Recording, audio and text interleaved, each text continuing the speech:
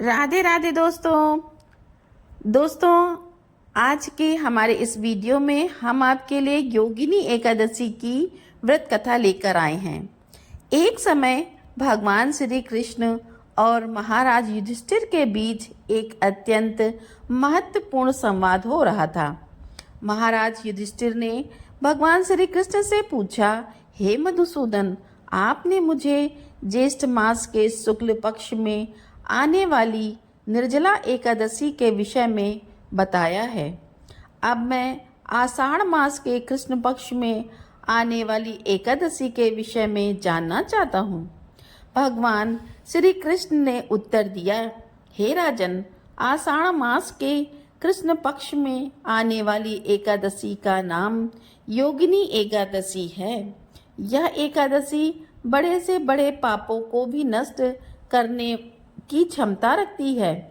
योगिनी एकादशी की व्रत कथा के अनुसार अलकापुरी के राजा कुबेर देवताओं के कोषाध्यक्ष थे। वह भोलेनाथ के परम भक्त थे।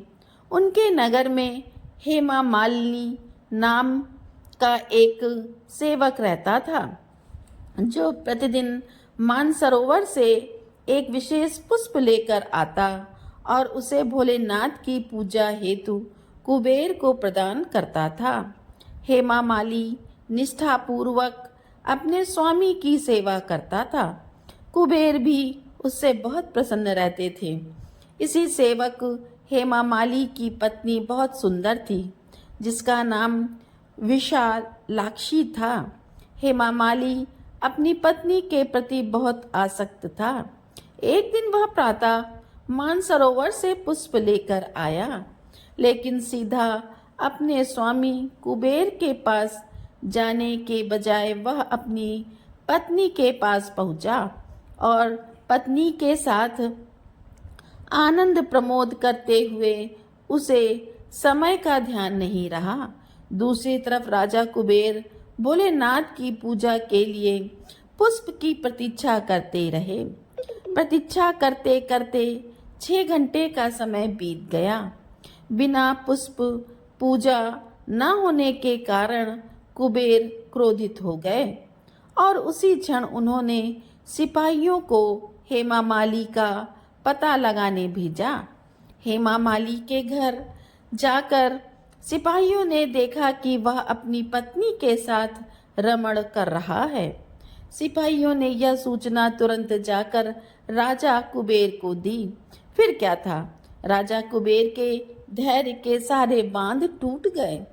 दूसरी तरफ जब हेमा माली को समय का भान हुआ तो अपनी भूल का प्रायश्चित करने के लिए वह राजा कुबेर के पास पहुंच गया। वह कांपते हुए हाथ जोड़कर कुबेर के समक्ष खड़ा हो गया और क्षमा याचना करने लगा।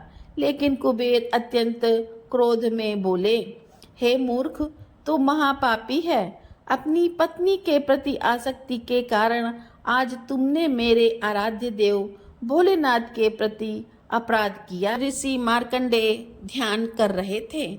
उन्हें देखकर हेमा माली ने उन्हें प्रणाम किया।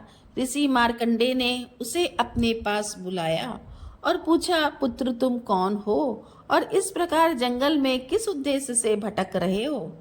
हेमा माली ने अपने जीवन की सारी पीड़ा ऋषि मार्कंडेय को सुना दी और अंत में हाथ जोड़कर बोला, हे ऋषिवर, मेरे कुछ पुण्य कर्म थे जिसके कारण मुझे आपके दर्शन प्राप्त हुए।